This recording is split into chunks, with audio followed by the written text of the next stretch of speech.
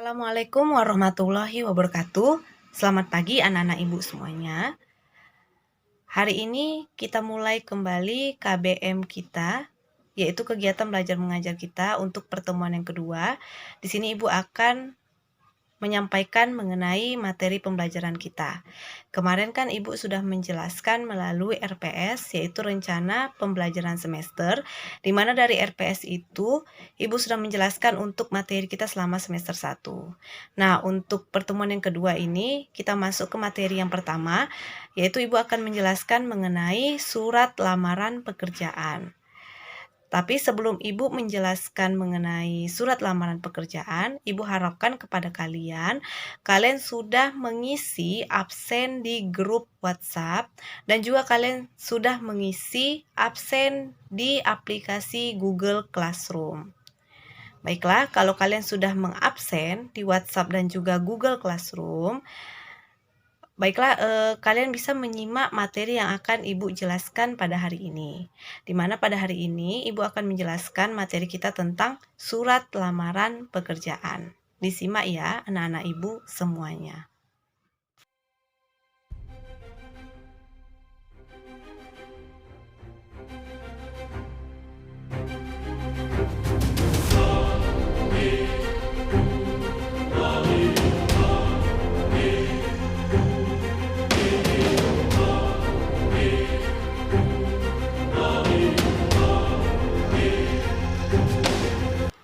Seperti yang kita ketahui, di era industri 4.0, semua berlomba mendapatkan pekerjaan. Seperti yang akan kalian alami sesudah kalian tamat SMA, pasti kalian membutuhkan pekerjaan. Jadi setiap orang sebelum mendapatkan pekerjaan pasti membuat surat lamaran pekerjaan dulu.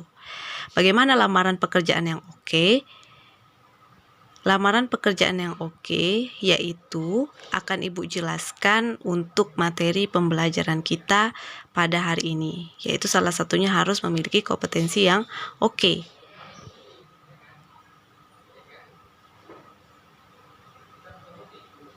Timbullah beberapa pertanyaan ketika kita membuat surat lamaran pekerjaan, yaitu pernahkah kalian membaca surat lamaran pekerjaan? Apa sih isi surat lamaran pekerjaan dan bagaimana bahasa yang digunakan di surat lamaran pekerjaan? Di sini Ibu akan menjelaskan dulu mengenai definisi surat lamaran pekerjaan, yaitu surat yang berisi permohonan untuk bekerja di suatu lembaga ataupun perusahaan. Surat ini dibuat dan dikirimkan oleh individu kepada instansi sehingga tergolong surat semi-resmi.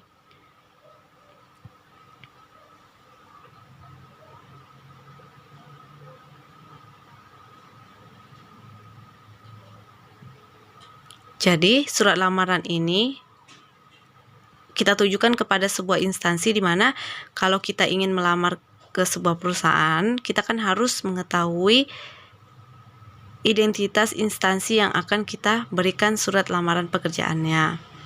Makanya surat ini dikatakan semi resmi. Jadi dia ada struktur ataupun sistematika membuat surat lamaran pekerjaan. Kemudian di dalam membuat surat lamaran pekerjaan itu boleh menggunakan tulis tangan. Biasanya kalau menggunakan tulis tangan itu biasanya ditulis di kertas double folio ataupun di kertas HPS. Ditulis secara rapi berdasarkan sistematika ataupun struktur penulisannya. Jadi selain tulis tangan, surat lamaran pekerjaan juga ditulis dengan menggunakan ketikan. Kalau zaman dulu iyalah masih menggunakan tulis tangan, tetapi sekarang menggunakan ketikan, yaitu harus memenuhi sistematika surat lamaran pekerjaan dan menggunakan bahasa Indonesia yang baik dan benar sesuai dengan aturan. Jadi sebelum kita membuat surat lamaran pekerjaan, kita harus mengetahui dulu sistematika ataupun penulisan surat lamaran pekerjaan agar yang kita tuju itu surat lamaran pekerjaannya itu penulisannya tepat dan benar.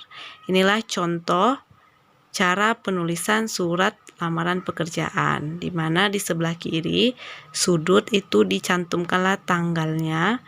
Kemudian perihalnya itu untuk apa? Yaitu lamaran pekerjaan dan lampirannya itu 5 berkas. Kemudian ditujukan kepada siapa? Misalnya Direktur PT Maju Sejahtera, alamatnya di mana.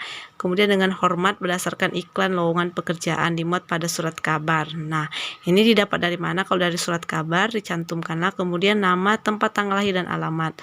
Dan lampiran 5 berkas itu termasuklah fotokopi ijazah, fotokopi KTP, surat keterangan, catatan kepolisian, surat keterangan sehat dan pas foto. Kemudian cantumkanlah tanda tangan kalian di bawah. Inilah contoh cara membuat surat lamaran pekerjaan.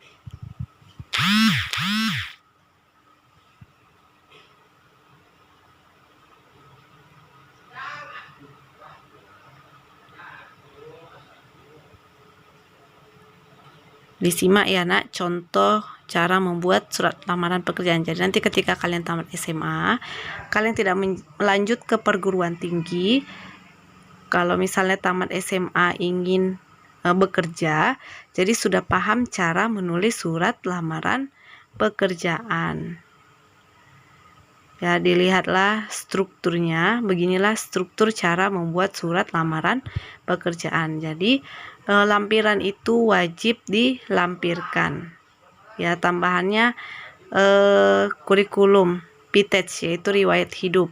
Itu ada nama, tempat tanggal lahir, alamat, nomor HP, email, itu semuanya dicantumkan di kurikulum VTEJ. Itu juga diperlukan di dalam membuat surat lamaran pekerjaan.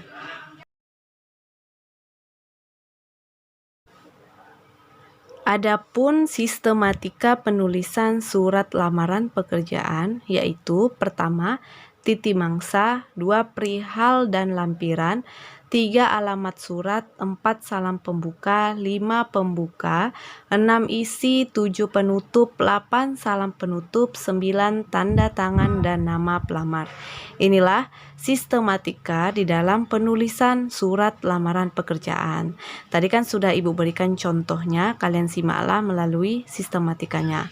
Baiklah, bahasa yang digunakan di dalam surat lamaran pekerjaan yaitu pertama, baik dan benar, yaitu harus formal sesuai dengan pedoman ejaan bahasa Indonesia. Kemudian yang kedua, santun, menggunakan kata saya bukan aku, gunakan kata sapaan yaitu assalamualaikum atau dengan hormat. Sangkil dan mangkus yaitu efektif dan efisien, tidak bertele-tele. Isi surat lamaran itu tidak boleh bertele-tele. Kemudian sistematikanya harus lengkap, yaitu semua sistematika surat harus ada. Tadi seperti yang Ibu jelaskan sebelumnya, itu kan sistematikanya itu harus ada tanggal, kemudian perihal dan juga lampiran, ditujukan kepada siapa, kemudian menggunakan sapaan yaitu dengan hormat, baru menjelaskan nama, tempat tanggal lahir dan juga alamat, kemudian yang dilampirkan itu berapa berkas, kemudian tanda tangan si pelamar. Inilah sistematika dan juga bahasa yang digunakan di dalam surat lamaran pekerjaan. Demikianlah materi yang Ibu sampaikan untuk hari ini. Ibu akan memberikan kepada kalian berupa soal. Ibu harap dikerjakan. Selain catatan juga dikumpulkan hari ini, Ibu juga mau kalian mengerjakan tugas yang Ibu berikan. Baiklah, Ibu ucapkan terima kasih dan Ibu sudahi dengan wassalamualaikum warahmatullahi wabarakatuh. Selamat pagi.